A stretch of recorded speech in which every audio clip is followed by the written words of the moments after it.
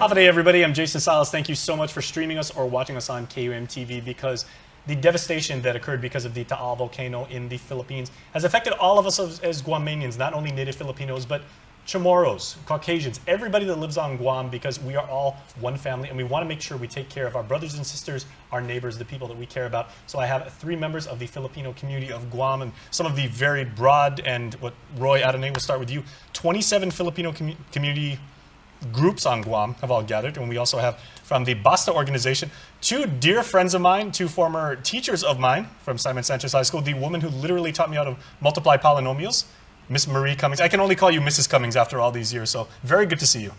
Thank you. All right, Good and to Dr. see you Lyle too. Cummings, Hi. longtime educator on Guam. So thank you all for being here, and thank you for what you're doing, for allowing us to be able to have an outlet where we can continue to give back and be able to give to the recovery effort. So Roy, what's being done to help? Well, the Filipino community Guam has a long history of responding right away to what's going on out there in the community. Absolutely. And we've been made aware a few weeks ago of an eruption that occurred in the central part of the Philippines. And at this moment of time, there are still around 70,000 people in the evacuation center, and there's at least around 500,000 people has been displaced. So we're hearing these numbers and seeing these numbers, the Filipino community of Guam, together with the BASA group, which is the Batangas Association, Batangas and Southern Tagalog Association, has responded immediately to the needs of our folks, not only there in the Philippines, but here in Guam. The first thing that we did is actually there were a lot of people that were stranded at the airport, and we responded by feeding those individuals. We have people coming from the States going back to the Philippines, but they could never go there. And we have people who are Filipinos or tourists, and we assisted them at the airport. Now we're looking at a big scaled disruption in people's lives over here. So we sought the assistance of the president of the BASA group, Mrs. Cummings over here, to be able to mobilize again the Filipino community and the rest of the community here in Guam. Well, let's hear from the lovely lady who actually got this started, and certainly more help is needed. So what can we as a community and as a family do to contribute? Well, we are soliciting monetary donations for these Taal volcano victims. And what we plan to do is, as a group of 6, we're planning to go to the Philippines and personally deliver our financial help. And if we need to buy in-kind goods in the PI, then that's where we're going to do it. Mm-hmm. Now, if people would like to, Doc, if people would like to make monetary contributions, obviously that's probably like the most universally accepted, and probably like that'll do the most good, because then you can purchase whatever you need. But if people have, as your wife said, in-kind donations they would like to make, supplies, non-perishable items, may they do so as well? There are other outfits who are accepting in-kind donation.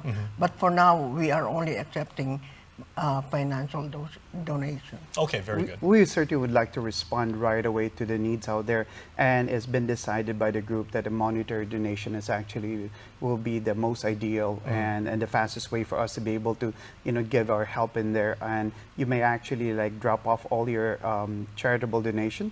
We have several places. We have at National Office Supply, both in Tamuning and here in Upper Tumon, and we also have places in Aganya Shopping Center. Time Circle in Aganya Shopping Center, Time Circle in the Micronesia Mall, and also B&B Trading.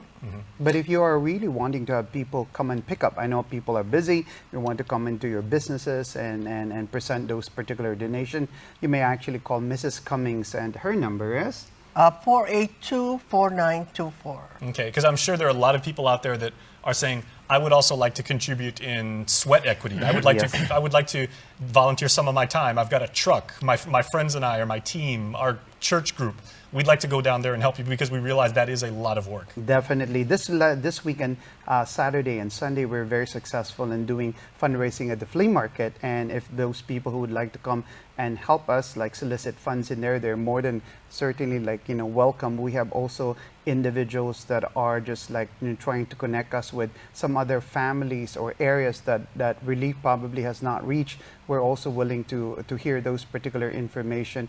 A lot of people have really responded to our call over here, and clearly the Bayanihan spirit, the spirit of helping one another, is very much alive here in Guam. I really appreciate individuals, businesses, organizations that continually. So we're knocking not only in your doors, but we're also knocking into your hearts and your pockets to be able to respond to this very, very long devastation. Note also, Jason, that as compared to other devastation that occurred in the past, this is a much more in the long-term thing. As of this morning, there are still many towns and barangays wherein they're not allowed to go back. So we're talking about, it's not just like a 2-week type of devastation. They probably won't be able to go back there for good. And that's something, though, that we're trying to respond to. And that's why we may, if I may be so bold, we as Chamorros are very sympathetic and empathetic to this plight, because we have gone through so many things with typhoons and earthquakes and what have you. And the way we are naturally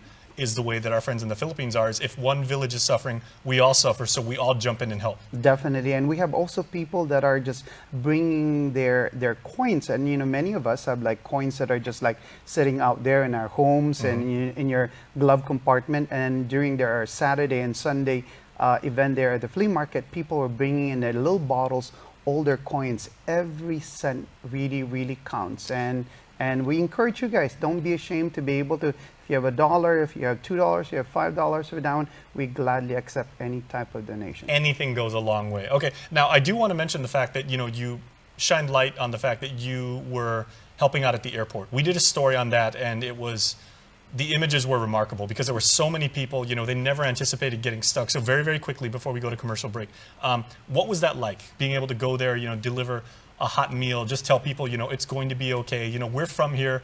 We realize we're all one family. We want to help. Yeah. Well, it was a very last minute thing. People called us from the airport. They informed us that there's a need out there. We mobilized right away. We call in, our friend, Mr. Jonas Paldon, and said, could you please leave your food entity open for a while, because we really need to gather these things, and handing it to them. And you just saw the appreciation from each individual out there. They're really grateful. And they said, like, I didn't realize that your group would be so helpful up over here. Well, you're all truly doing the Lord's work. So thank you very much. And we look forward to helping you. Thank you.